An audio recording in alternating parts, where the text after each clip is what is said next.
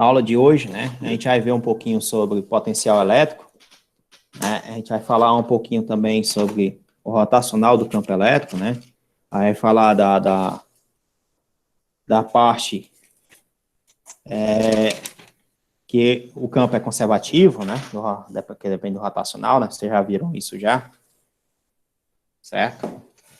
Vamos falar da parte que o campo é conservativo, por conta do rotacional, então você pode escrever esse campo como sendo gradiente de uma função escalar, aí depois disso a gente vai definir potencial elétrico, depois de definir potencial elétrico, a gente vai falar, né, sobre as condições de contorno, certo? Hoje também vocês vão ver a equação de Poisson, né, ou de Ponce, sei lá, e a equação de Laplace, tá? A gente não vai resolver hoje nem a equação de Poisson, nem a equação de Laplace, a gente vai resolver isso no capítulo 3 do Griffiths, tá? A parte mais interessante do capítulo de hoje é essa parte de condição de contorno, certo? Então, a gente vai dar início aí, vou compartilhar aqui minha tela aqui, a gente começa a discutir.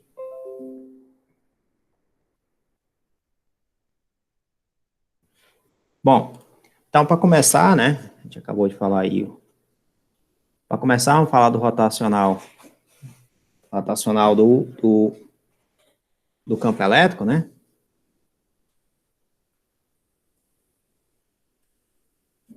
E depois de falar do rotacional do campo elétrico, a gente começa a ver o que é que acontece, né, com o rotacional do campo. Porque lembra, pessoal, tá? Em física, né, quando a gente fala de física, vai falar de equações na física, né?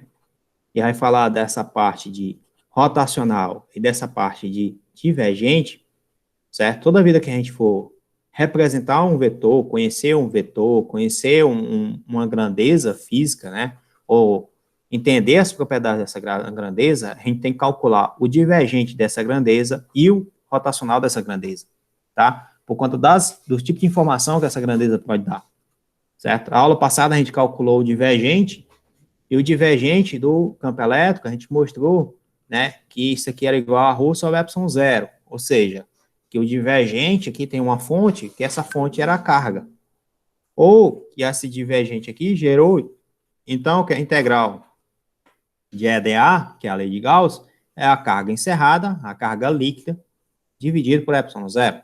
A gente fez essa brincadeira aqui na aula passada. Aí hoje a gente vai mostrar o que é que acontece com cargas pontuais, né, uniformes, certo? Na eletrostática, tá? Então, primeiro a gente vai escrever o campo elétrico. O campo elétrico é igual a 1 sobre 4 pi epsilon zero, né? Uma carga pontual Q sobre R2 na direção de R, tá? Não tem problema nenhum isso aqui, não é? Pra todo mundo entender. Depois de fazer isso aqui, a gente vai pegar e vai fazer o seguinte, ó. Quem é o fluxo de campo elétrico? O fluxo de qualquer grandeza, tá, pessoal? O fluxo de qualquer grandeza que você está pegando, grandeza vetorial, é essa grandeza vetorial escalar a área, né, ao dA, tá? Ou seja, é você pegar a integral, então, de E, escalar ao vetor normal a essa área, né, dA. Veja que você está botando aqui um vetor normal. E veja quando você fala essa área, você está imaginando uma superfície que esse campo está passando, certo? Essa superfície, né, que esse campo está passando, você está contabilizando quanto de campo está passando naquela superfície, né? E a gente já viu que esse fluxo aqui, né, de EDA, esse fluxo aqui, ele determina, por exemplo, quando você tem um fluxo de um caminho fechado, isso é a carga encerrada sobre epsilon zero, certo? A gente já fez isso já. O fluxo de uma, né, sobre uma superfície fechada é a carga encerrada sobre epsilon zero, lei de Gauss. Agora, se você não tiver uma superfície fechada, imagina que você tem uma superfície qualquer, certo?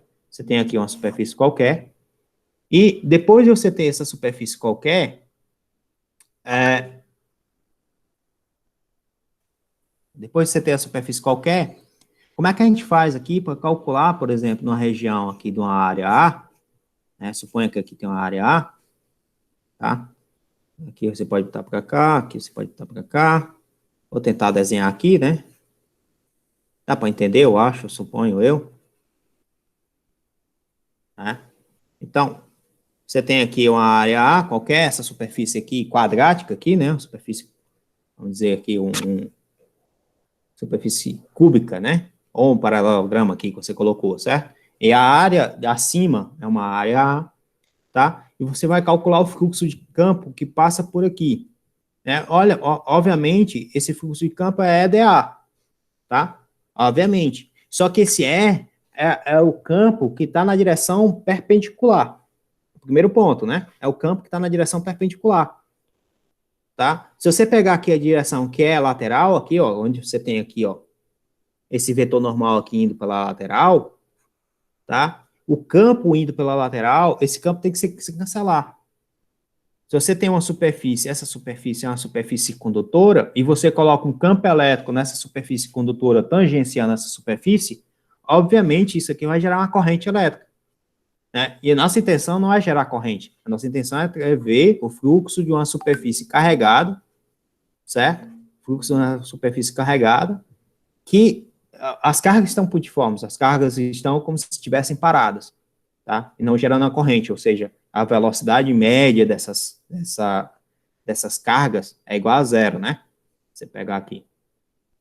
Enfim, então, pessoal, a gente sabe o seguinte, a gente sabe que a integral, né, pela lei de Gauss, de E escalada A é igual a superfície fechada, né, de E escalada A, é igual a carga encerrada sobre ε0.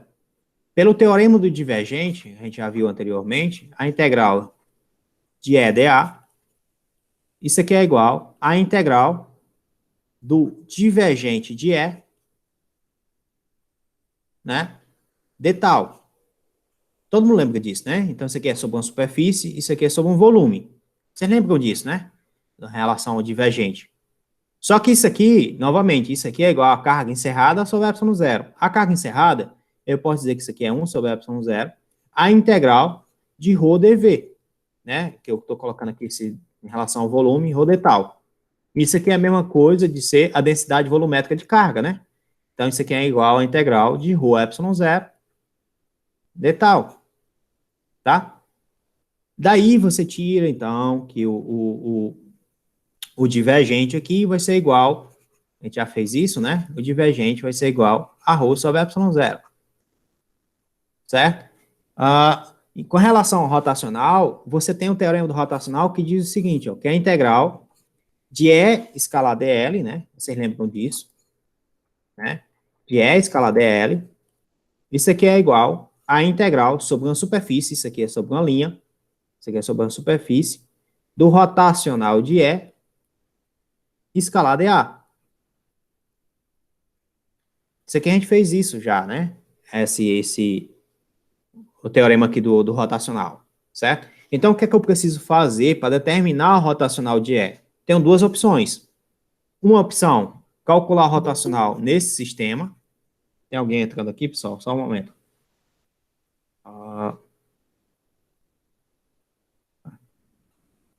Calcular o rotacional nesse sistema, né?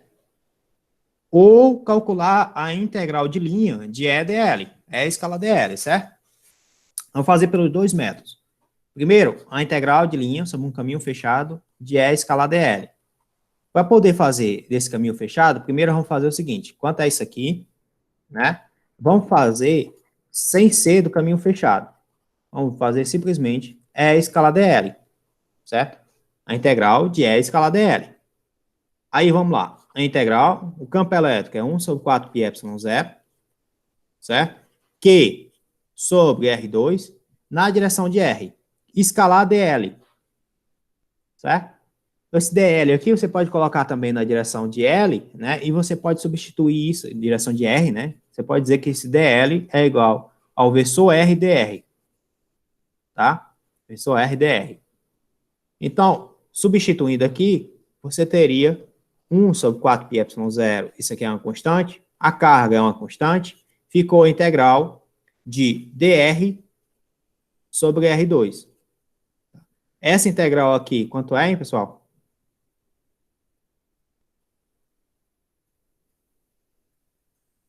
Alguém lembra como é que você faz essa integral aqui? Tá dando para enxergar, tá? Essas coisas aqui? Tá todo mundo em silêncio. Tá beleza, professor, tá de boa. Tá de boa, né?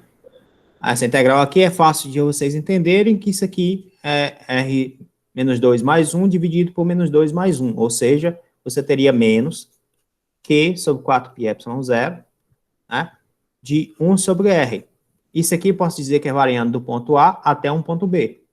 Então, é fácil entender que isso aqui é igual a menos Q sobre 4πε0, né, que multiplica 1 sobre RB menos 1 sobre R de A, tá? Então, essa parte aqui é a integral do campo dl sem ser numa superfície fechada. Vocês podem observar. Aí vamos lá, o interessante é que quando a superfície é fechada, significa dizer que R de A é igual a R de B, tá? Então, é fácil entender que é a integral da superfície fechada, né? É fácil vocês conseguirem perceber que a integral da superfície fechada é igual a zero. Beleza? Todo mundo entendeu isso?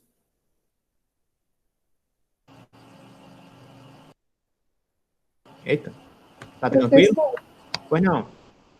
o senhor mudou o formato aí do R só porque quis, né? Qual aqui? Ah, sim, foi. Tá Esse, certo. esse R aqui, né? Isso. É, foi só porque aqui mesmo, tá? Relaxa. É Aqui. porque é muito R, às vezes confunde, né? Não tem nada não, tá? É só mania de escrever. Ah, enfim, vocês entenderam isso aqui? Essa parte aqui? Sim, sim, eu entendi, professor. Entendeu, né? Então, você observe que a integral sobre uma superfície fechada, superfície não, né? Sobre um caminho fechado de E escalar dl, um caminho, né? Isso aqui é igual a zero. Daqui eu posso afirmar que o rotacional de E é igual a zero. Todo mundo acredita nisso? É a consequência, né? É a consequência, né? Consequência.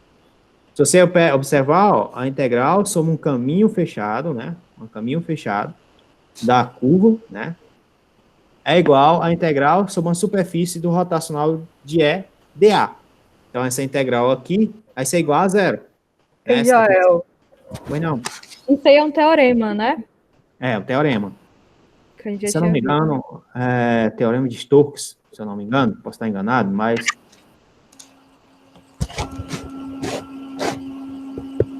É um teorema, sim. Então, o rotacional de E a gente acabou de mostrar pela integral. Vamos guardar esse resultado aqui, tá? Esse resultado tem implicações físicas, vamos falar dele depois, certo? Acabou de mostrar que o rotacional de E é igual a zero. Outra parte que você pode fazer é calcular o rotacional de E como se fosse o rotacional do campo elétrico mesmo. Você coloca o campo elétrico aqui, ó, 1 sobre 4πε0, a carga Q, R2, na direção de R. Fechou. Certo? Aí, o que é que tu faz? Isso aqui tem coordenadas esféricas, né? Você está pegando uma carga pontual, você supõe que essa carga é uma esfera, né? Tem a superfície esférica e tal. Então, é mais fácil você calcular o rotacional em coordenadas esféricas.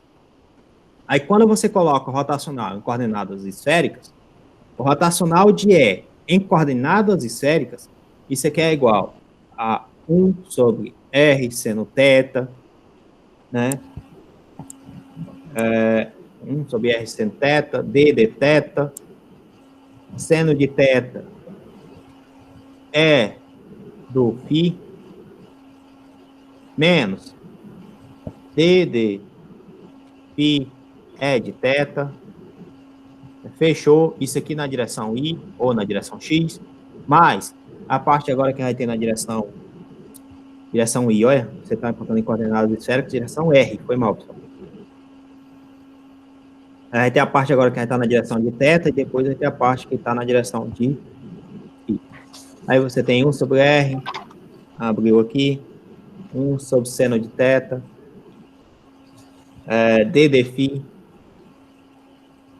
é de R, né? Menos D de R, R é de φ, fechou, fechou, isso na direção de θ, mais a parte que está na direção de φ, que é 1 sobre R, abriu aqui a chave, D de R, né, de R, vezes E de θ menos D de θ E de R, tá? Fechou? Isso aqui na direção de φ. Se vocês observarem, pessoal, né, se vocês observarem, o campo está na direção de R, tá? O campo está na direção de R. Significa dizer que o campo só tem uma componente em R. Então, isso aqui é um E de R, tá? O campo significa dizer também que E de θ é igual a E de φ, que é igual a zero. Então, tudo que você tiver E de θ e E de φ, isso aqui é para zero, tá? Então, essa parte é para zero, essa parte é para zero, essa parte é para zero, essa parte é para zero. Sobrou somente esse e esse. Repare que aqui você está derivando em relação a φ. Só que você está derivando em relação a φ, o E de R. Ele depende de φ? Não. Então, isso aqui vale quanto? Para zero. Né? Zero, zero, zero. E aqui, você está derivando em relação a θ, o E de R. O E depende de θ? Então, isso aqui vai para zero. Certo? Então, logo, é fácil perceber que o rotacional de E é igual a zero. Vamos registrar isso. A gente encontrou que o rotacional de E é igual a zero. A gente encontrou que a integral de E, integral sobre um caminho fechado, de E escalar dl é igual a zero. São duas coisas que a gente encontrou.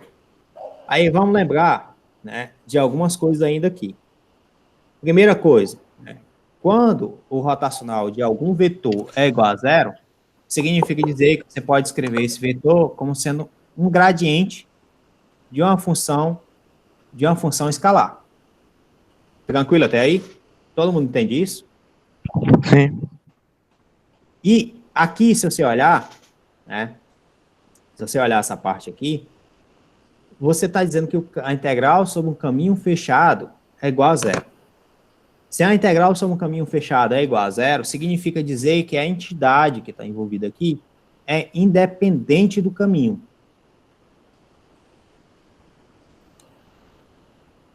Tá? O que significa ser independente do caminho? Que é uma função de ponto. Certo? O que é que significa dizer que é uma função de ponto? É uma função que só depende da posição, nesse caso, né? Exemplo disso, a energia potencial gravitacional. A energia potencial gravitacional não só depende da altura do objeto, né? Então, se o objeto está na altura H1, né? Então, a energia potencial lá é mgh1. Se o objeto está na altura H2, é mgh2, certo? Obviamente, a gente tem que considerar onde é que estaria ali a tua origem, né? Para poder fazer essa diferença de energia, por exemplo. Mas se você está calculando sua energia, então você está dizendo que a função energia ali, energia potencial gravitacional, é uma função de ponto, tá? E isso significa dizer o seguinte: quando você tem que é independente do caminho, é uma função de ponto, você tem que esse negócio ele é conservativo, tá? Então, essas afirmações aqui, qualquer uma dessas duas afirmações, implica uma na outra, certo? Você tem uma consequência uma na outra. A partir do momento que implica uma na outra, você pode construir esse ente matemático dessa forma, né? Como sendo menos o gradiente aqui de uma função escalar. Você pode dizer que é independente do caminho, você pode dizer que é uma função de ponto, e que essa grandeza ela é conservativa. Então, tudo isso você pode afirmar através da matemática. A gente não está discutindo nem física por enquanto. Beleza, pura até aí? Sim, professor. Sim, né? Ó, vou passar aqui a nota de aula para poder seguir aqui, né? Aí, ó, veja como é interessante agora. A gente acabou de escrever, então, que o campo elétrico, né, vocês já acreditam nisso já, é igual a menos um gradiente de uma entidade, certo? Que é uma entidade, que é uma função escalar aqui. Essa função escalar, né, ela recebeu o nome de potencial elétrico, tá? Fica estranho, né, obviamente, esse nome, potencial elétrico, né, o livro até faz uma discussão sobre esse nome, porque quando você fala de potencial, você sempre associa a energia potencial, né? E aqui não é energia potencial, é um potencial elétrico. A energia potencial está relacionada com as duas cargas, tá? Aqui o potencial está relacionado com o campo elétrico. Obviamente, você tem uma relação entre força a campo, você multiplica a carga pelo campo, tá? Energia potencial e potencial, você multiplica aqui, ó. Você multiplica a carga pelo potencial, você teria energia potencial. Por quê? Porque você pode escrever o seguinte aqui, ó. O E não é igual a menos o gradiente de U potencial, né? A força não é a carga vezes o campo elétrico, certo? Então, a força vai ser igual a carga vezes o menos o gradiente da energia, do potencial, certo? Logo, a força vai ser igual a menos o gradiente da carga vezes o potencial. A carga vezes o potencial, a isso aqui você chama de energia potencial, né? E a gente já sabe disso desde a mecânica lá, né? Que a força você pode escrever ela como sendo menos o gradiente da energia potencial. Então, você consegue também fazer isso quando você tem energia potencial elétrica, tá? Então, você tem uma associação aqui. Ou seja, se você determina a força, você consegue determinar o campo, que você consegue determinar o potencial, que você consegue determinar a energia. Se você determinar o potencial, você consegue determinar a energia, você consegue determinar a força, você consegue determinar o campo, né? Ou seja, você tem um processo cíclico aqui que você consegue, com qualquer uma dessas informações, você consegue determinar a outra. Até porque o campo elétrico é um campo especial. Veja que o rotacional do campo elétrico é igual a zero. Quando o rotacional do campo é igual a zero, se você colocar isso em coordenadas cartesianas, significa dizer que a derivada do campo elétrico em relação, né, E de x em relação a y, é igual à derivada E de y em relação a x, né? Tá? Entre outras aqui que você pode fazer. Então, você relaciona também essas derivadas das componentes. Você tem essa relação. Ou seja, você pode encontrar as componentes do campo elétrico, encontrando as componentes, você consegue encontrar o campo como um todo, tá? Voltando ao nosso potencial, certo? Então, é uma função escalar, que é definido como sendo potencial elétrico, né? Então, o campo, agora, ele é escrito, então, como sendo menos o gradiente de uma função, né, do potencial elétrico, certo? E o potencial elétrico, você tem condição de escrever agora como sendo menos o gradiente, olha, menos a integral de E escalar dl, né? Alguém sabe dizer como é que eu saí daqui matematicamente, né? Passei para cá?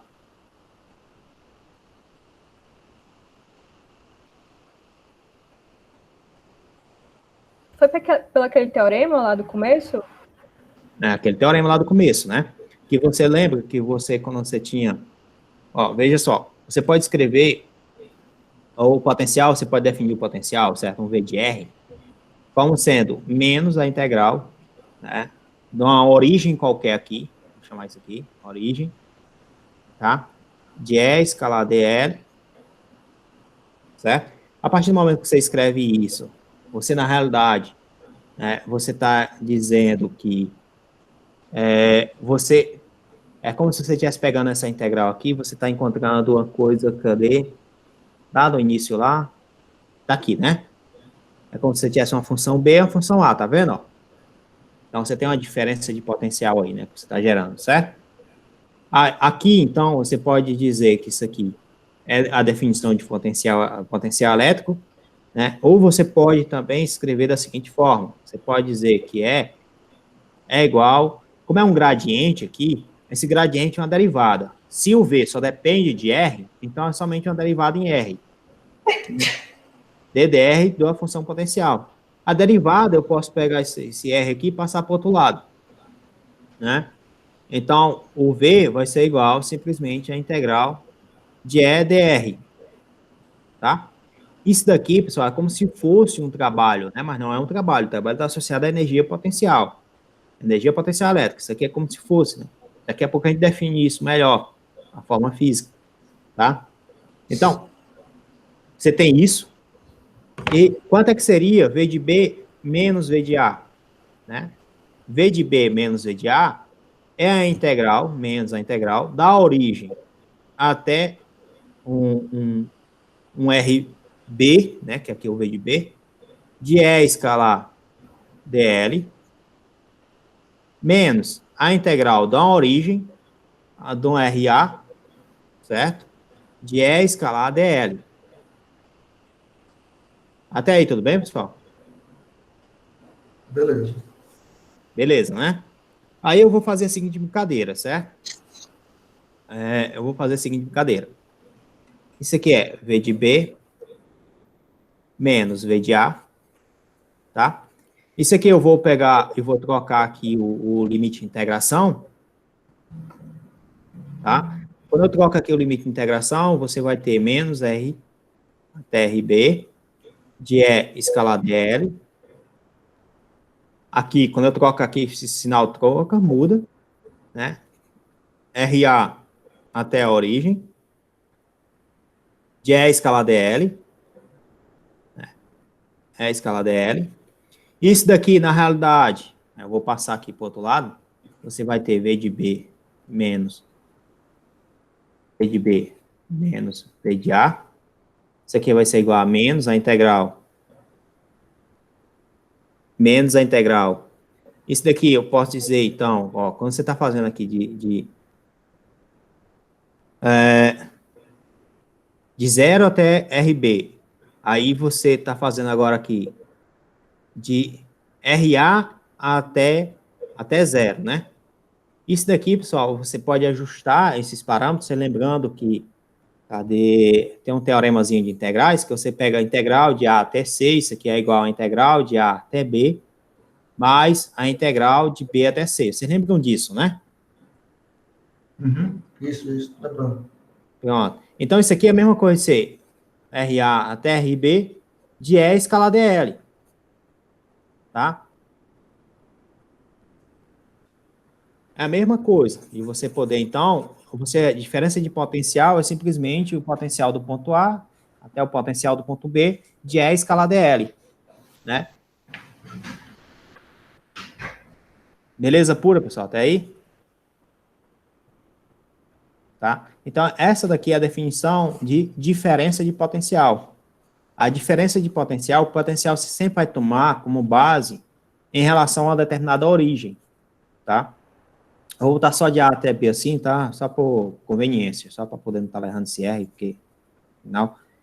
Então, essa é a definição de diferença de potencial, né? E potencial é simplesmente, você consegue definir como V de R simplesmente em relação a determinada origem, que eu não sei qual é. Por conveniência, a gente define como sendo essa origem sendo infinito, porque o potencial tende a zero no infinito, né? A gente sempre tenta essa brincadeira, né? E é escalar dl. Professor, Pois não. esse DL aí, ele vai ser em qual coordenada? Porque não tem, dependendo da coordenada, né? Ele tem um valor Aí diferente. tem sim. Mas aí depende da coordenada do campo que você está colocando, tá? O V de R, veja bem, o V de R é uma solução que é uma expressão que é escalar. Né? Aqui é uma função que é vetorial. Se o campo elétrico estiver em coordenadas esféricas, o DL você vai colocar em coordenadas esféricas. Se o campo elétrico estiver em coordenadas cartesianas, o DL você vai colocar em coordenadas cartesianas. E o resultado que você vai obter, não importa qual tipo de coordenada você vai ter, porque é uma função escalar. Tá certo, agora eu entendi. Mas depende, a questão vai me dizer qual tipo de DL eu vou usar, no caso. A questão vai te dizer isso, né? Mas aí eu faço uma pergunta, né? Qual a diferença entre potencial e diferença de potencial? Potencial é no ponto, né? E a diferença de potencial é uma variação, né? Tá certo, isso aqui é um ponto, isso aqui é uma variação. Tá certo. Então, qual a diferença de ter um ponto e ter uma variação?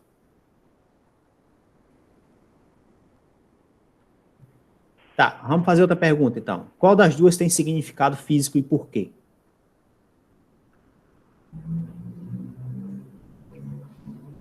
Potencial tem significado físico?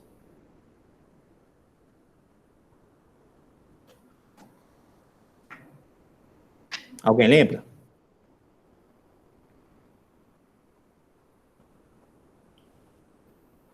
Professor, eu Sei acho que que você...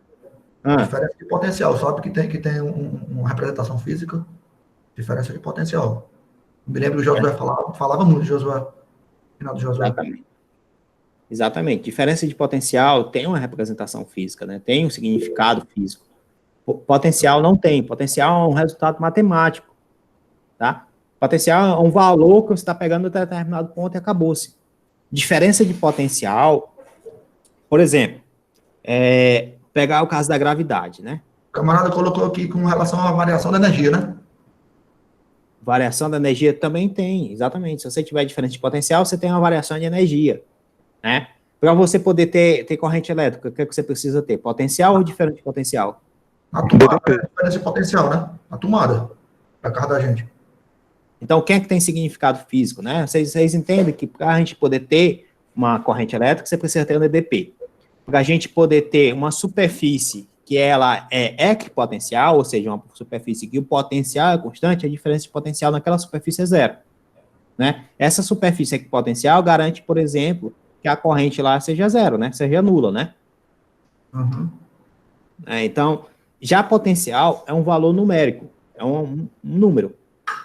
O livro faz essa discussão para vocês, tá? Ele traz essa discussão. Que ele vai falar que, por exemplo, ele vai falar da vantagem da formulação de potencial. Primeira vantagem é um escalar, né? Se é um escalar, você pode somar direto sem precisar estar calculando a componente de um vetor, coisa desse tipo, né? Isso é bem interessante, certo?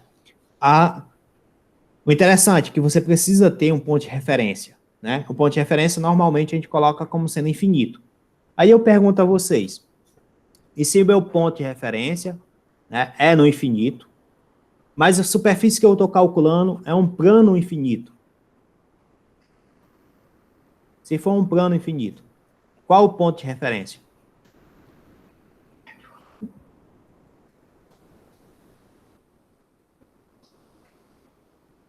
Vocês entendem a pergunta?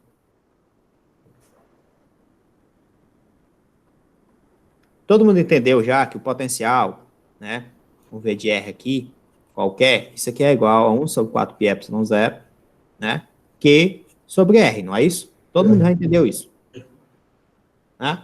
Quando você leva isso aqui para o infinito, né, obviamente, quando o R está tendendo para o infinito, o V está tendendo a zero, certo? Então, você precisa ter um ponto de referência para saber em relação a que você está calculando esse potencial. É que nem você... Professor, não é vindo do infinito, não? Se aproximando? Tá, aí tu tá levando em consideração, por exemplo, o trabalho, né, de você trazer uma carga lá do infinito até um determinado ponto, que aí tem a ver com energia potencial. Ah, tá. Desculpa. Pode continuar. Não, relaxa, cara. Você lembrou de um ponto importante. Então, V de R tende a zero quando isso acontece, certo? Mas isso acontece para uma carga pontual, esse é o potencial de uma carga pontual, né? Ou de uma esfera, né, que você está olhando muito longe, você está vendo um ponto, de um disco que você está olhando muito longe, você está vendo um ponto, e de um plano infinito. Qual que seria o ponto de referência? O plano é infinito. Se o plano é infinito, então, dependendo do ponto de referência que você escolha, nenhum desses pontos de referência, né, que seja lá no infinito, você teria o potencial igual a zero. Tá? Então, você tem que fazer a escolha desse ponto de referência. A escolha pode variar desse ponto de referência, pode variar. Normalmente, a gente escolhe infinito, mas a escolha desse ponto de referência pode variar. Vocês entendem o que eu quero dizer? Tá claro isso para vocês? Tá de boa. Sim, tá claro. Tá, né? Ele deu até um exemplo aqui bem legal, porque ele fala, por exemplo, em relação ao mar, né? Que qual é o nome disso aí, rapaz? Que você vai sentindo a falta de oxigênio com relação ao mar, né? Que ele vai falar, por exemplo, da energia potencial gravitacional, né? Caralho, é feito, né? Quando sobe a altitude. Isso. Só que os jogadores foram jogar não sei aonde, os brasileiros. No treino eles passaram mal? No Equador, né? Eu acho que era no Equador, não era no Peru, coisa assim. Que tinha esqueci lá. Qual é o nome, rapaz? Esqueci lá o nome da serra lá. Enfim. Tá, e outra coisa que o livro coloca, certo? Que o potencial também vale por princípio da superposição. Ou seja, se você tiver mais de uma carga e você quer calcular o potencial, você simplesmente soma o potencial de cada carga. Tá? Então, ele faz essa brincadeira, né? Ele não discute muito, esse é o fato. A gente tem muita física nesse sistema aqui, principalmente nesse sistema aqui, tá? E diferença de potencial. Tem muita física para discutir. Tem muita física para discutir numa superfície equipotencial, tá? Obviamente, o livro ele não discute, ele passa isso muito rápido. Então, assim, se vocês puderem depois, dar uma lida em outros livros, que eles trazem uma discussão mais abrangente sobre isso, né? O livro do Griffiths, ele traz uma discussão um pouco mais matemática e sobre a matemática da formulação, tá? Aí ele entra agora com a parte chamada de equação de Laplace. Pessoal, se eu estiver falando rápido demais, se estiver indo rápido demais, vocês avisem, porque, né, às vezes eu me animo e vou seguindo, né? Ó, a gente acabou de escrever que o campo elétrico é igual a menos o gradiente do potencial, certo? O divergente do campo, a gente sabe que ele é ρ sobre ε0. Então, olhando para essas duas equações aqui, eu posso calcular o divergente do gradiente, não posso? Posso dizer, então, que o divergente do campo... Pode. Divergente do gradiente do potencial, isso aqui é igual a ρ sobre ε0. Se você reformular aqui essa equação, você vai ter o divergente do gradiente. Divergente do gradiente, quem é? É o Laplaciano. Né? É o Laplaciano, exatamente. Então, você vai ter o Laplaciano de V é igual a menos ρ sobre ε0. Tá? Isso aqui ele chama de equação, não sei se é Laplace ou se é Poinsot, deixa eu confirmar aqui. Essa expressão é conhecida como equação de Poinsot, né, sei lá. Tá? E a equação de Laplace é você supor que a densidade de carga é nula, certo? Isso aqui é a equação de Laplace. O capítulo 3, ele vai passar a parte quase toda do capítulo 3, fazendo o método de solução para essa equação de Laplace, né? Que ele vai chamar isso aqui de aplicando condições especiais, né? Que você vai resolver esse sistema aplicando essas condições aí especiais aí, né? Que ele chama de técnicas especiais, tá? E aí, professor, ela aparece muito na física, né? O Laplaciano, que é de segunda ordem, né? Na realidade, né, o que é que a gente tem, né? Vocês, não sei se vocês vão ver mecânica clássica, né? Mas se vocês verem mecânica clássica, né, que seria o livro do Nivaldo Lemos, eu aconselho muito a você ler o livro do Nivaldo, é brasileiro, é tranquilo, né? Não é tão tranquilo, não. Tem um livro do Nivaldo e tem um livro também do João Barcelos, tá? De mecânica newtoniana, lagrangiana e hamiltoniana, né? São esses dois livros. Aí esses livros vão falar de mecânica clássica. Aí na mecânica clássica você vai ter lá, né, uma parte lá que você vai dizer que ddt de d de L, d de Q, menos d de L, d de Q ponto, acho que é assim que se escreve, isso aqui é igual a zero, né? Isso quando você tem um sistema que é conservativo, você não tem forças fictícias, certo? Sistema conservativo não, forças fictícias, tá?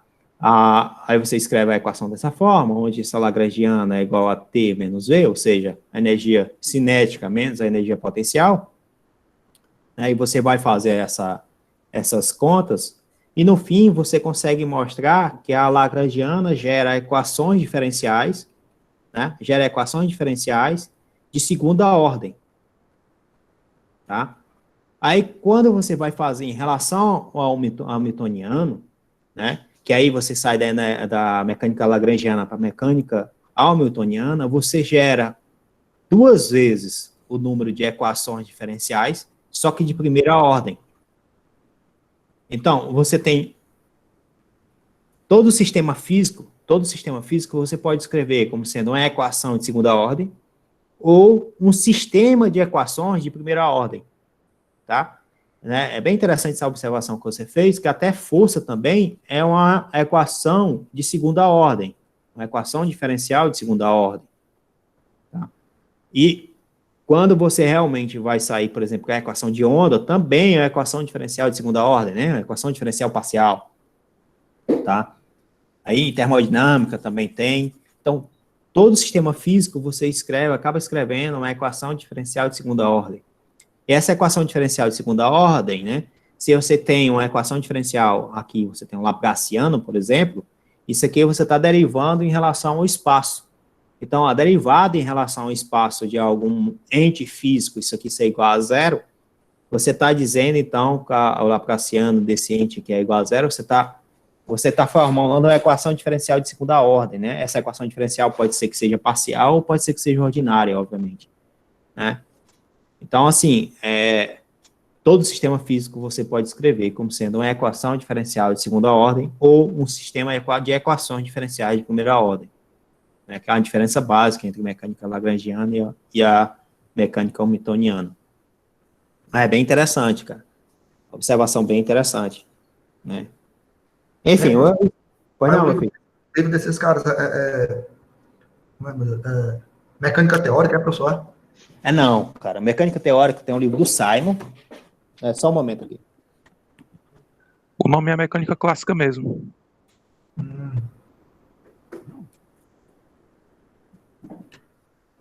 Dimitri, a mecânica teórica que abre as contas todinha, Dimitri, da física todinha. Hã? Até onde eu sei é. Teórica. Ó, isso aqui é do João Barcelo, certo? Isso aqui é mecânica newtoniana, lagrangiana e hamiltoniana, certo? Aí esse livro, ele faz uma pequena discussão sobre leis de Newton, né? A principal discussão dele aqui é sobre o referencial não inercial. Muito massa, muito bom, certo? E ele vai falar dessa parte de construção do referencial inercial. Isso aqui é bem legal, tá? Aí depois dele falar isso, ele começa a falar de lagrangiana e hamiltoniana. Essa parte de lagrangiana e hamiltoniana, né? Obviamente não está completo, né? Mas tem um livro do Nivaldo, que também não está completo, mas é um livro muito bom para a introdução, né, de mecânica analítica, que aí a gente fala de mecânica clássica, que seria a física de Lagrange, né? E a hamiltoniana, né? Você teria lagrangiana e hamiltoniana. Quando eu falo de mecânica clássica, né, naquele caso lá, que você está falando de mecânica teórica, aí tem o livro do Simon, né, e tem o livro do Goldenstein. Só que o Goldenstein ainda é também relacionado também, ainda tem a parte também que é mecânica lagrangiana e hamiltoniana. O livro do Simon, cara, ele já começa falando lá, por exemplo, que você vai ter um sistema, né, em queda livre, ele já coloca logo uma força de atrito ali da resistência do ar, né, proporcional à velocidade. Ele já começa a resolver esse sistema proporcional à velocidade. Então, ele pega a mecânica, o livro do Simon, mecânica teórica, né, ele vai pegar a mecânica e ele vai começar a botar um sistema nessa mecânica que aumenta o grau de dificuldade. Né, por exemplo, a gente viu queda livre sem olhar para a resistência do ar. Aí o livro do Simon, ele começa a colocar a resistência do ar, depois ele coloca uma massa variável, ele coloca ele começa a dificultar as coisas que você vai começar a perceber, né, que você pode deixar o seu sistema mais realista, mas quanto mais realista está o seu sistema, mais a matemática, né, se torna um pouco mais complicado. Enfim, acho que eu fui bem, tá claro, né? Professor, então mecânica teórica e mecânica clássica são distintas, né? Assim. São distintas. Né? Basicamente, mecânica analítica, né? Que aí eu falei mecânica clássica, mas aqui ele está com mecânica analítica aqui, certo? Mecânica lagrangiana e hamiltoniana, tá? É o método variacional, que ele vai construir o método variacional, e depois chega a lagrangiana, né, para forças fictícias, forças não fictícias, né? Aqui, o importante é você saber construir a energia do sistema, partir do momento que você sabe construir a energia do sistema, você sabe construir uma lagrangiana. Qual é essa energia do sistema? Né, se eu tenho uma partícula livre, né, em movimento livre, por exemplo, está se movendo livremente, sem resistência do ar, sem nada, qual é a energia cinética do sistema? 1 meio de mv2. Né? Qual é a energia potencial? Essa partícula está caindo, não está caindo, aonde é que ela está, qual o tipo de interação que ela tem. Então, você começa a escrever a energia do sistema, né, e você começa a descobrir já qual é a lagrangiana.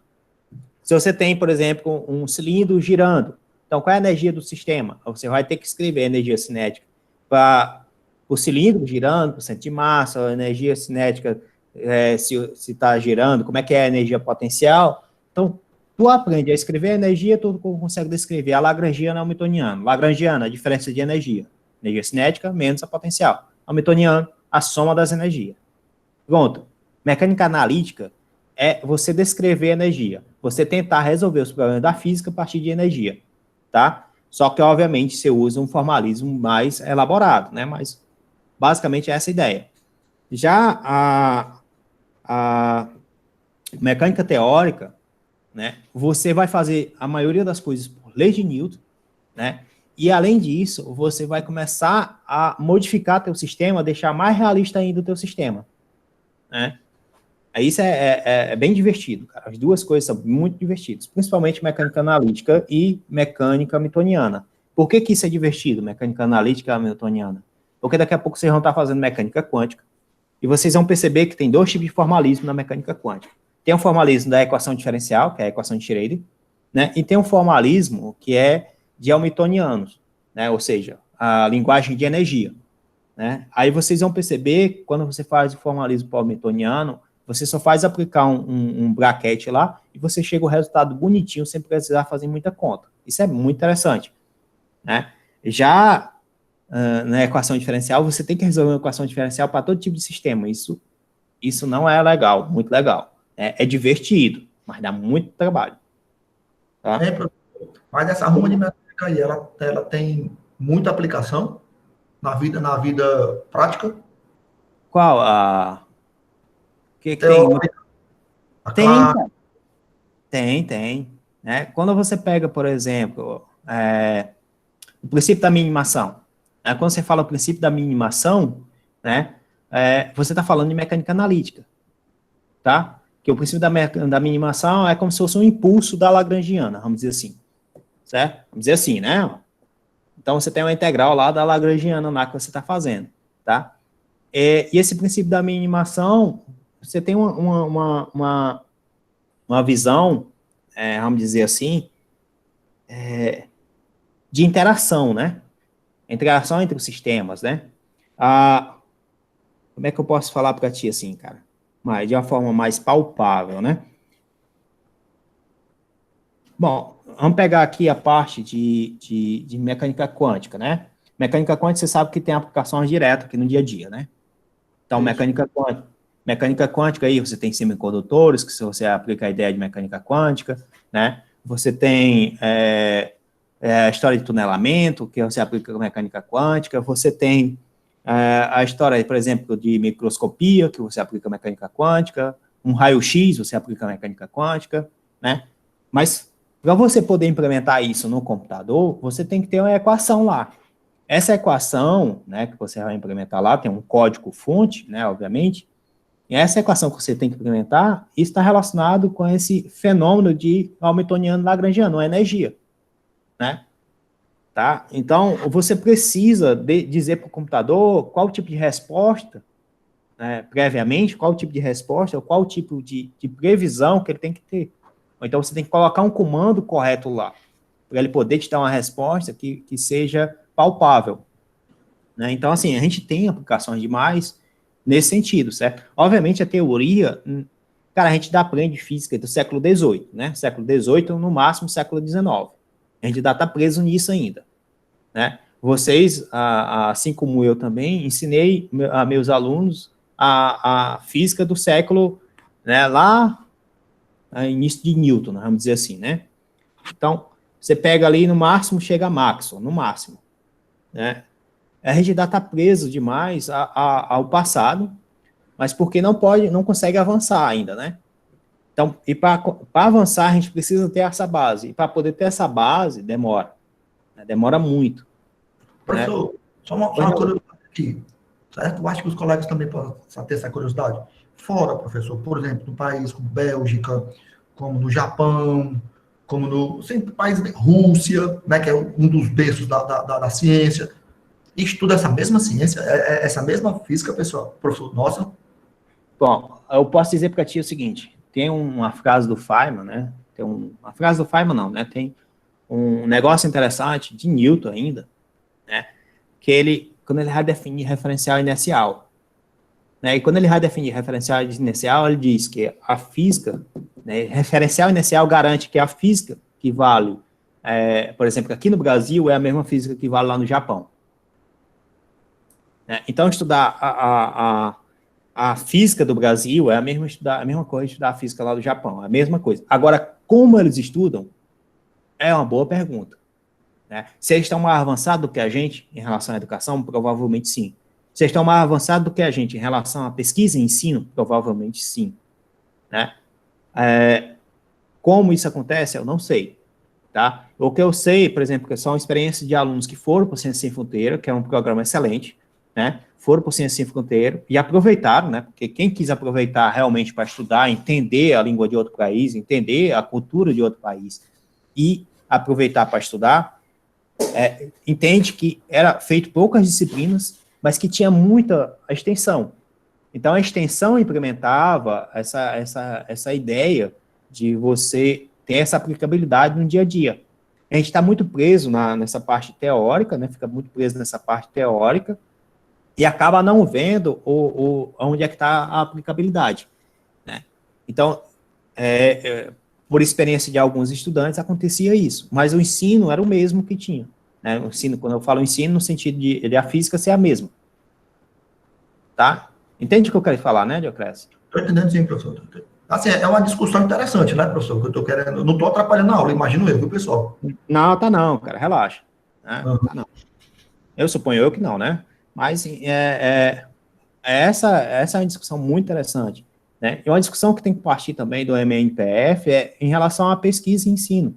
Né? Que vocês, o grande porém aqui que a gente está vendo, por exemplo, nas apresentações de vocês, né, que vocês estão apresentando algumas pesquisas, tem produtos educacionais legais, tem produtos educacionais interessantes, tem produtos educacionais que são aplicáveis, mas tem produtos educacionais que foram feitos para terminar uma dissertação. Né? Então, assim, a gente tem que começar a pensar e o futuro. Né? O futuro como é que a gente pode desenvolver isso? Como é que a gente pode melhorar a educação básica? Né? E a gente também tem que começar a pensar, né, e aí entra o grande fator, que é o fator de governança, né, que o Brasil tem que deixar de ser um importador de tecnologia, né? A gente tem que ter a nossa tecnologia. Então, para ter a nossa tecnologia, a gente tem que ter investimento em educação e ciência. Em ciência básica, principalmente. Porque a partir do momento que a gente começa a investir em ciência básica, as coisas começam a caminhar, né? Por exemplo, se não me engano, 20% do PIB dos Estados Unidos é em cima de ciência. O PIB da China está muito alto em cima de ciência. Quando eu falo em cima de ciência, vem a parte de eletrônicos, né, de venda de eletrônicos, vem a parte de venda de automóveis, vem a parte de que você agora tem um sensor de ré no automóvel, tem uma câmera de ré no automóvel, tem N coisas que você não consegue colocar. Tem até nanotecnologia na pintura, né? Então, assim, é ciência, cara. É ciência que tem que ter esse investimento para a gente começar a exportar intelecto, né? E intelecto é caro, não é barato, por incrível que pareça, né? Enfim, tem outra coisa que é interessante nesse ponto de educação, né? Por exemplo, eu tenho certeza disso, porque eu passei por isso, eu vejo a educação como uma forma de transformar vidas. Eu não sei se vocês também conseguem ver isso. Eu vejo isso. Né? A forma de transformar a vida no sentido de que aquele aluno que quer realmente seguir esse caminho, né, e tem as oportunidades, e sabe aproveitar essas oportunidades, né, ele consegue transformar a vida dele e da família dele. A gente tem aluno, cara, que não tem nada na vida, né, ganha uma bolsa de R$400 e ainda ajuda a família. Né? Quando termina, arruma um emprego, né, consegue mudar a vida dele, que saiu de uma fase, né, pesada, vamos dizer assim, né, arruma um emprego, consegue ganhar o dinheiro dele, ainda consegue ajudar a família dele. Então, ele está transformando a vida dele e ao redor dele. E, obviamente, quando ele termina, né, uma faculdade, arruma um emprego e começa a ganhar o salário dele, os outros familiares também começam a seguir esse modelo. Isso aí vai na onda, como se fosse uma onda positiva, né? É, uma onda positiva. E tem um estudo que é muito massa, mas que assim, muito massa e ao mesmo tempo. Ao mesmo tempo, é muito foda. Né? Você imaginar que para você poder ter uma diferença de salário nas gerações de uma família que nasce pobre, né? Que você tem uma família que vem de origem humilde, né? E para você ter essa subida social, né, vamos dizer assim, demora 9 gerações. Tá? Pensou, demora 200 anos para o cara conseguir, né, se não for nenhuma jogada que tenha feito, né, se não está nenhum negócio ou coisa desse tipo, mas para o cara conseguir, né, através da educação, né, do jeito que é o modelo que está hoje, ele conseguir sair de um patamar, vamos dizer, de miséria para um patamar classe média. São 9 gerações, cara. 9 gerações são 200 anos. Mais ou menos isso. Esse é muito foda, né? Isso. Né? Enfim, essa aí é outra discussão, né? Voltar para a física, né?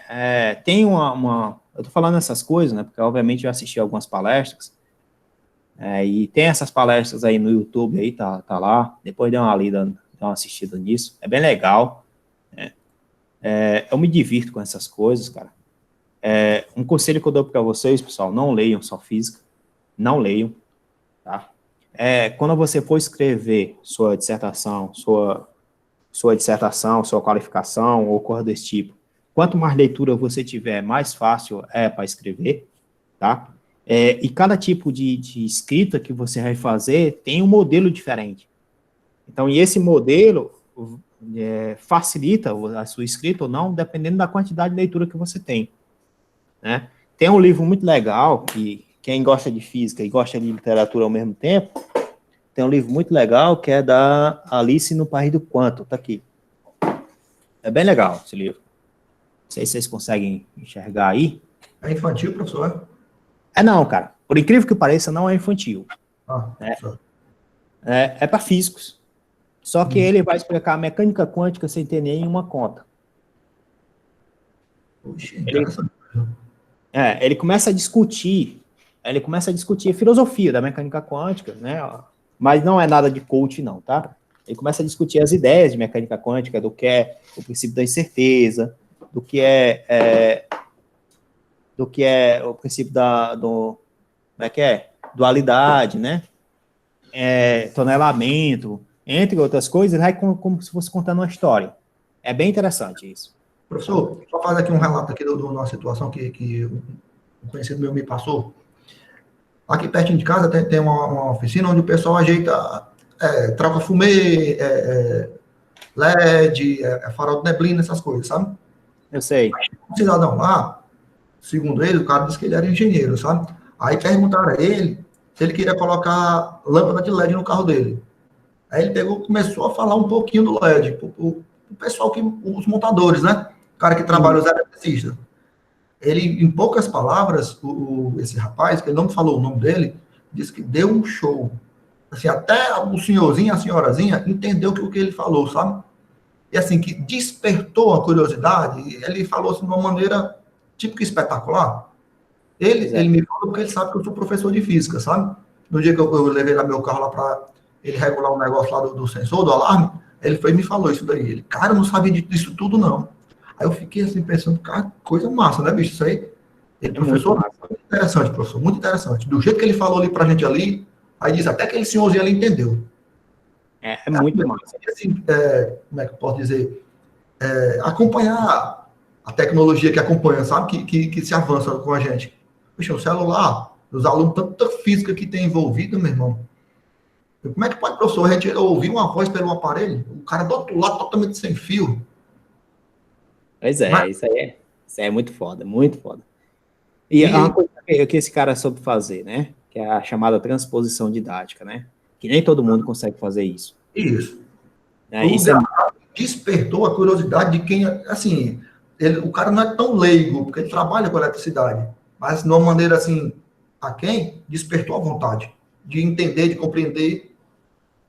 Outra coisa assim que é interessante a gente fazer, né? Por exemplo, eu fiz alguns serviços aqui em casa de eletricidade, aí chamei um eletricista. Aí ele veio aqui fazer aqui e comecei a perguntar as coisas a ele, né? Sobre por que ele tinha que fazer aquele tipo de ligação, sobre aquilo, outro, né? Aí você vai percebendo que ele sabe muita física na prática, mas quase nada da teoria, né? Mas ele sabe muita física da prática. É muito interessante quando você começa a conversar sobre isso, porque você tem a opção, né, de fazer essa junção da prática. Uma ponte. Exatamente, isso é muito legal. Tá? Bom, pessoal, dando continuidade, então, né, a gente viu, né, que o campo elétrico é igual a menos o gradiente do potencial. A gente viu que o potencial é escrito como sendo menos a integral de EdL, né? A gente viu, né, que a integral fechada de EdL é igual a zero. A gente viu que o rotacional de E é igual a zero. A gente viu que o V de R, né, que é o potencial, que é uma função escalar, é igual a 1 sobre 4 π epsilon 0, né? Q sobre R. Daqui não tem a parte de vetor, tá? Então, função escalar. Escalar, isso. Né? Tudo isso aqui a gente já viu um pouco de definição, algumas discussões de física, né, entre outras discussões. Aí agora tem a parte que ele vai chamar, isso aqui é bem interessante, né, que é a parte que vocês não viram na graduação, provavelmente. Né, eu não vi durante a graduação, né, foi fazer, só quando eu fui fazer o bacharelado, que ele chama de condições de contorno. Né? E essas condições de contorno, você vai imaginar que você tem uma superfície aqui qualquer, né? Você tem uma superfície aqui qualquer, tá? Ela tem densidade superficial de carga, certo? Aquela figurinha que eu desenhei no início da aula, né? Você traça aqui uma superfície gaussiana com a área A, tá? Você coloca aqui esse sistema aqui.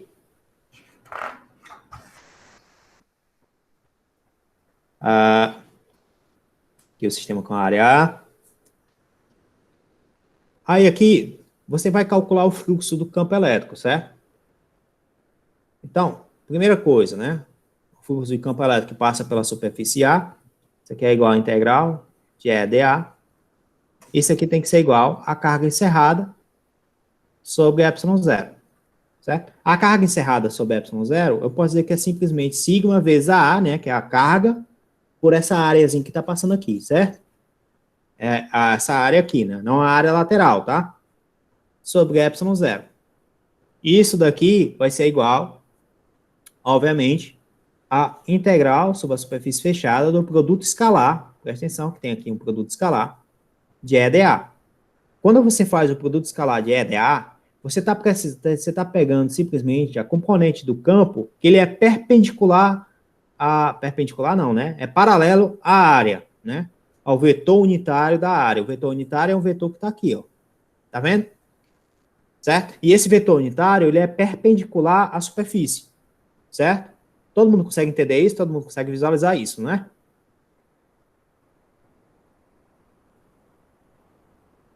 Então, você teria o campo de cima, o campo acima, menos o campo abaixo, a componente perpendicular do campo elétrico, né? De cima, menos o componente do campo elétrico perpendicular do baixo, isso aqui sendo sigma epsilon zero. Todo mundo entendeu isso?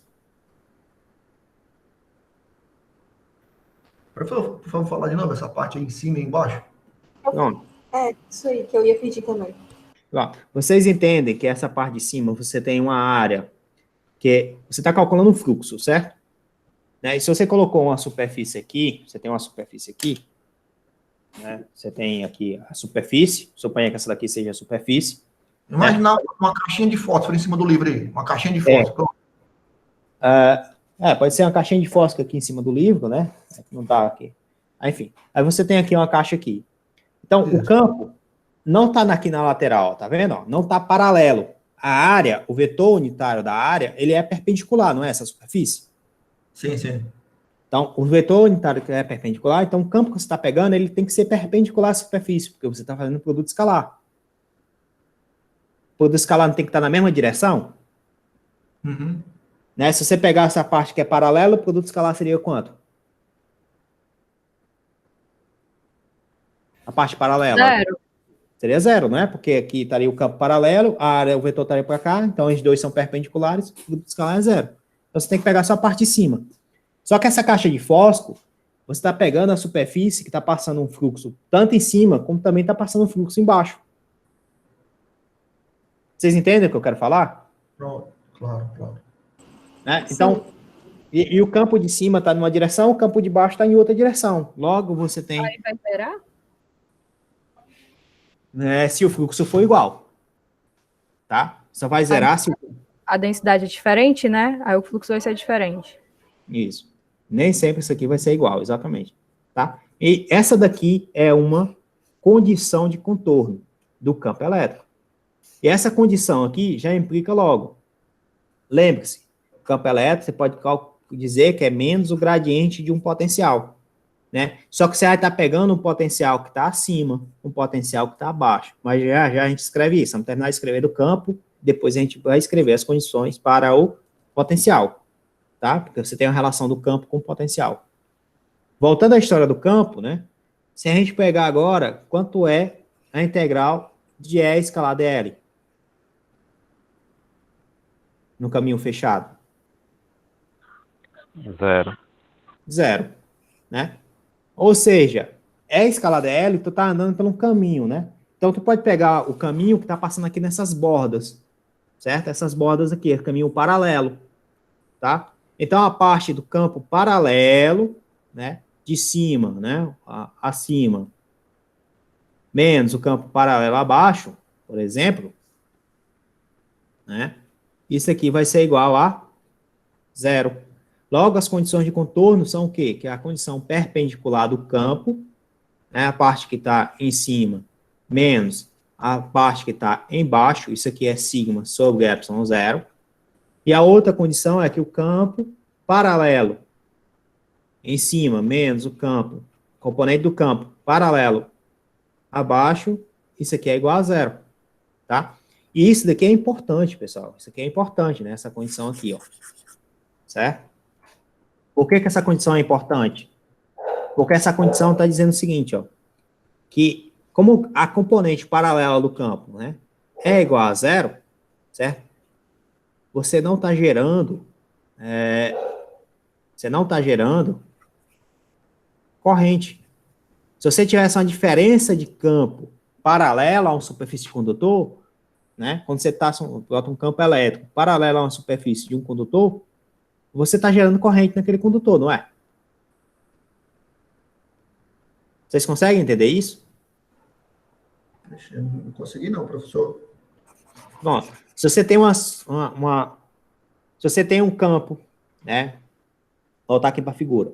Se você tem um campo elétrico, está passando aqui paralelo a esse condutor, que é diferente de zero, certo? Paralelo, diferente de zero, tá? Diferente, né, de zero. E o que é que acontece aqui quando você faz isso? Você está gerando uma diferença de potencial, não é? Sim. Se você está gerando uma diferença de potencial, então você está gerando corrente elétrica, não é não? Uhum. Se você está gerando corrente elétrica, você está saindo da eletrostática, não é? Tá criando a diferença de potencial, né? Formando a diferença de potencial. Ó, entendeu o que eu quero dizer? Tá? Então, as condições de contorno para o campo elétrico, né? É a condição perpendicular é igual a sigma sobre epsilon zero, e a condição paralela é que essas paralelas sejam iguais a zero. Beleza pura? Beleza. Né? Aí tem a outra parte. Aí, Joel, nos campos paralelos, eles são iguais, é isso? Isso. Esse anula, né?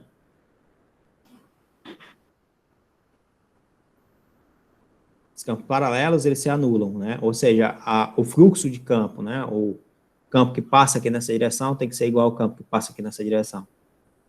Então, acaba se anulando, né? Vamos dizer assim. Tá? Ou seja, não tem campo aqui passando nessa paralelo, né? Vamos lá. Outra coisa em relação ao potencial, né? Que você tem ainda, né? Que V acima menos V abaixo. Isso aqui você pode escrever como sendo menos a integral de A até B de E escalar dl. Né? Todo mundo entende isso? Certo? Se esse aqui você está pegando uma superfície fechada, obviamente, V acima é igual a V abaixo. Tá? Se você estiver pegando uma superfície fechada, porque a integral de linha de E dl numa superfície fechada é igual a zero. Só que essa superfície fechada, né? Aí aqui você estaria pegando com relação ao campo elétrico paralelo. Tá? Se você olhar, a diferença do campo elétrico paralelo é igual a zero, não é? E de cima menos E de baixo é igual a zero. Ou seja, as componentes de cima do campo, né? As componentes paralelas de baixo do campo são iguais. Certo? Aí tem outra coisa que é interessante, que é, a gente tem que E é igual a menos o gradiente de V, certo?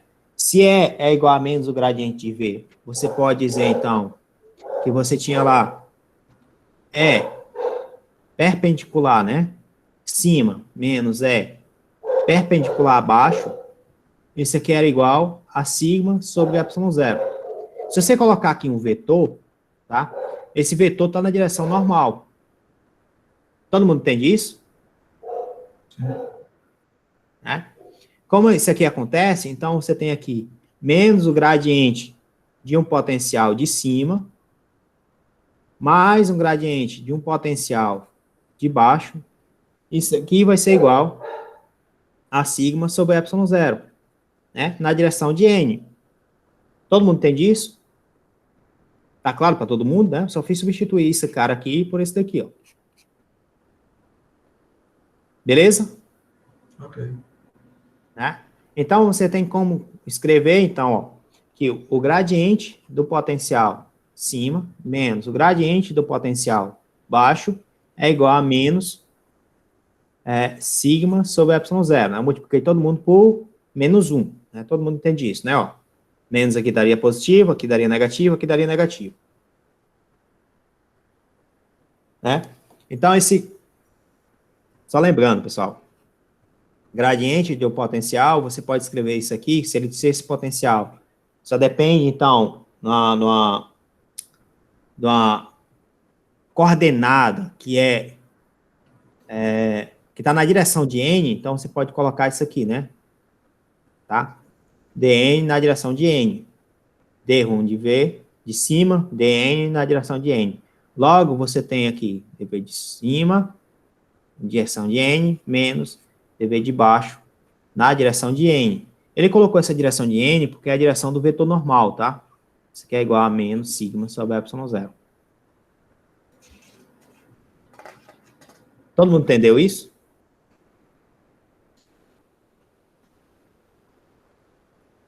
Todo mundo entendeu isso, essa parte aqui? Beleza, eu tô vendo aqui porque eu estou acompanhando pelo livro também, professor. Eu entendi, professor.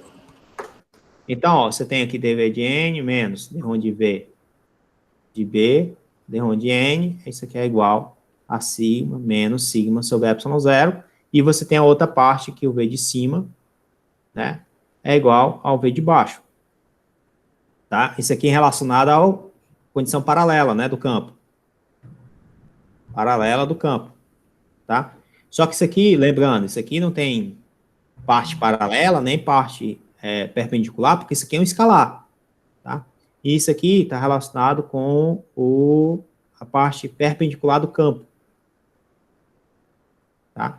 Aí essas duas condições aqui, ele chama de condições de contorno também. Só que ele tem, quando você vai pegar o Jackson, né, que é um outro livro de eletromagnetismo, que é um livro que o pessoal adota no mestrado acadêmico, o pessoal gosta de complicar um pouco mais as coisas, né? Deixa eu só pegar aqui para vocês. Que é esse livro aqui, ó. o livro do Jackson. Classical Electrodynamics, né? Aí ele vai falar das condições de, acho que é Neumann. Deixa eu ver se eu vejo aqui, se eu encontro aqui o nome aqui dessas condições de contorno. Tá? Ele escreve um pouco diferente as coisas, então. Ele dá a teorema de Green aqui.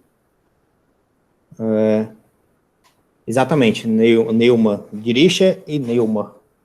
Tá? Ele fala de condições de contorno de Dirichlet. Vou escrever aqui, tá?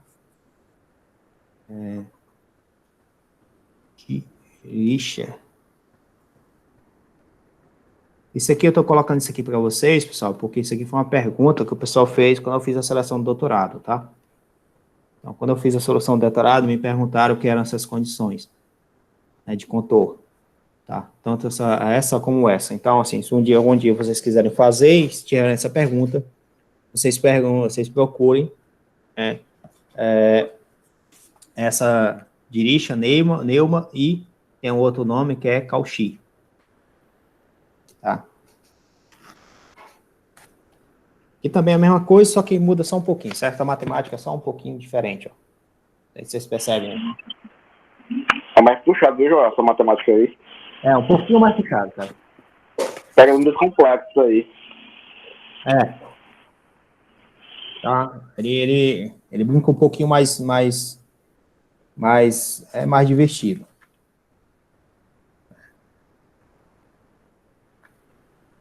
Aí depois ele usa a função de Green, né? Que aí entra na história de funções especiais, mas isso não é o foco aqui da disciplina, tá? A gente não vai usar essa parte de função de Green, ele usa a função de Green para mostrar essas condições de contorno e tudo mais, certo? Então, assim, é um pouco diferente esse livro, tá? Então, pessoal, tem uma figura interessante no livro, não sei se vocês estão acompanhando, né? Mas tem uma figura interessante no livro, que é essa figura 2.35, é uma figura que ele faz o resumo, tá? Esse resumo, ele sai do potencial para o campo para a densidade, certo? É uma figura bem interessante que ele faz, como é que mostra a conversão de um para o outro, certo? Nessas equações, né? Tá? Que horas são, hein? 8. 8, né? Dá tempo da gente continuar aqui um pouquinho aqui. Aí tem a outra parte que ele vai falar, que é a parte que é de trabalho e energia eletrostática. Tá? Eletrostática. Uma coisa interessante, pessoal, que toda vida que você fala de energia potencial,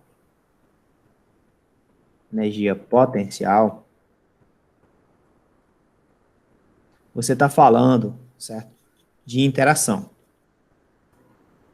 Quando eu falo em interação, você está falando qual a força está aplicada no sistema. Tá? Qual tipo de força está aplicada no sistema. Força gravitacional, você está relacionado com energia potencial gravitacional.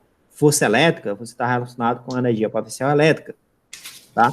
E assim por diante. Então, qual tipo de força está aplicada no sistema, você tem ali uma energia potencial dependente dessa força. Né? Força elástica, por exemplo, você tem uma energia potencial elástica. Certo? E quando você fala de energia cinética, né? Cinética já está dizendo, né? De movimento. Então, você está falando de energia, né? De um corpo que está em movimento. Certo? Quando você fala trabalho tem relação direta com a energia cinética. Certo? Trabalho tem relação direta com a energia cinética. E trabalho também tem relação com a energia potencial. Tá? Você tem uma relação direta com a energia potencial, principalmente quando você tem uma força que é conservativa. Porque o trabalho, quando você tem uma força conservativa, você pode escrever ele, né? Trabalho de uma força conservativa, você pode escrever ele como sendo menos, né, a variação de energia potencial. Tá? Trabalho de uma força conservativa, você escreve como sendo, eu acho que é aqui ele coloca, não sei se ele coloca como W. né? Trabalho como sendo menos a variação de uma energia potencial, certo?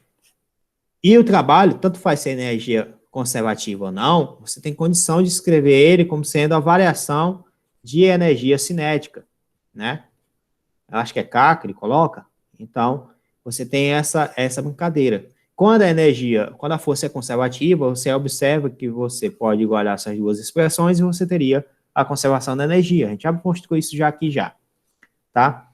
Então, quando ele vai estar falando de trabalho, toda vida que ele está falando de trabalho, obviamente ele está falando do trabalho de uma força, né? De trazer algo de um ponto A até um ponto B, de uma força escalar o deslocamento, certo? Sempre ele vai fazer isso. E isso aqui você pode escrever, então, como sendo carga, né? A integral de A até B, de E escalar dl, né? Só que você pode escrever como sendo o gradiente de um potencial, menos o gradiente de um potencial, então ficou carga, a integral de A até B do menos o gradiente do potencial, escalar dl, né? Essa parte aqui você pode escrever simplesmente como sendo o potencial no ponto B menos o potencial no ponto A, então ficou V menos Q, potencial, né, usando o teorema que vocês já sabem, né, o teorema fundamental do cálculo, no ponto B menos o potencial no ponto A. Então, trabalho, né, repara que vai estar relacionado a quem? A menos QVB menos QVA, tá? QVB, isso aqui você vai chamar de energia potencial no ponto B, menos a energia potencial no ponto A, tá? Então, o trabalho vai ser quem? Menos a variação de energia potencial, certo? Beleza pura, pessoal? Beleza pura? Aí, tem um negócio interessante que o livro comenta, né? Que outros livros de física comentam, por exemplo, esse daqui não acaba não comentando, que você pode escrever, então, a energia potencial como o potencial elétrico dividido pela carga. Você também pode escrever que a força é igual ao campo elétrico dividido pela carga, né? Você tem essas relações. Aí o que é que acontece, pessoal? Aqui você coloca uma carga de prova, né? Dividindo o campo elétrico. Essa carga de prova, quando você... Aqui não, né? Porra, que eu errei aqui, né? Eu errei aqui isso aqui é o contrário. Foi mal.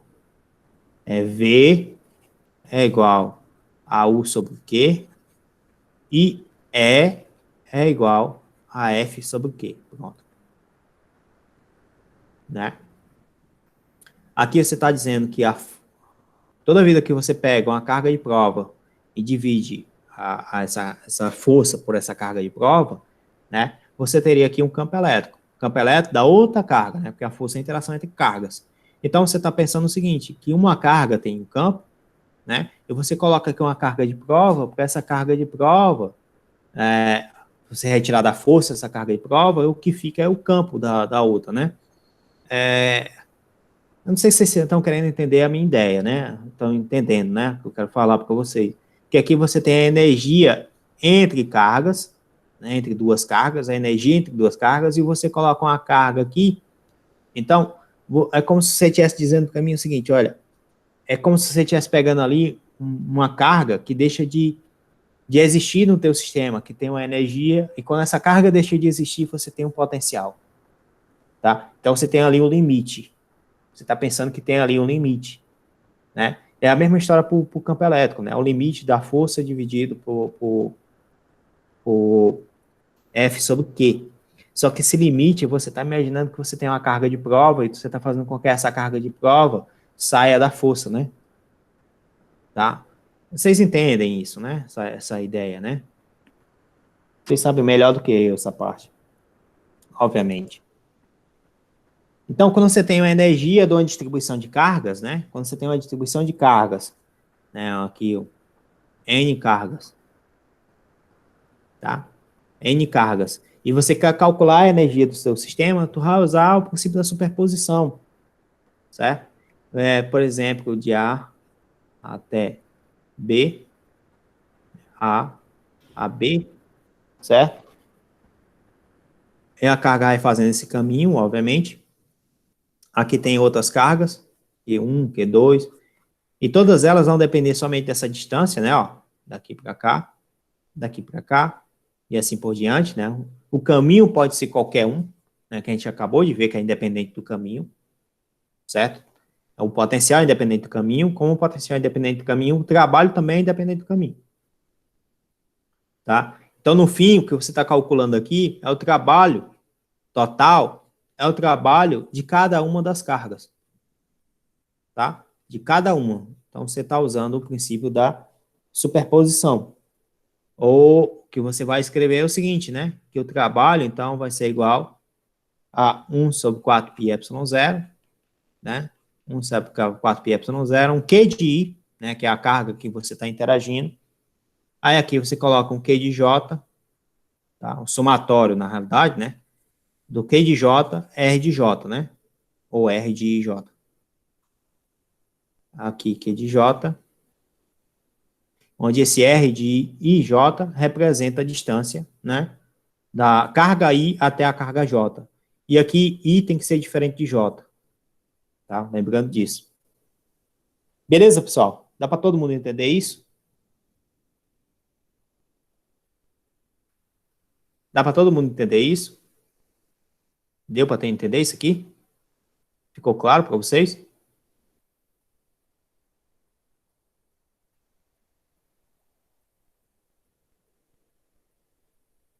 Tá. Então, o livro continua nessa parte de conservação da energia, né? De falar de energia. Depois ele vai falar da energia de uma distribuição contínua, né? Que a gente já brincou sobre isso já, né? Do potencial. Potencial não, do campo, né? Teria que falar do potencial, que o potencial não é distribuição de contínua, V de R, mas isso aqui a gente vai falar depois, tá? Essa parte de distribuição contínua, tanto da energia como do potencial, tá? E depois de falar sobre isso, a gente vai falar sobre capacitância, né? E depois de capacitância, a gente vai ter o que aqui? Só para finalizar o livro, acho que a gente consegue finalizar isso na próxima aula, que aí já entraria o mês de janeiro, já com técnicas especiais. Já termina já na próxima aula, né? Vai falar de condutores, cargas induzidas, comentários sobre energia. Pronto. Tá. Vou encerrar por aqui, começar as apresentações. Uma parada aqui. Bom, pessoal, vou parar aqui a gravação, tá?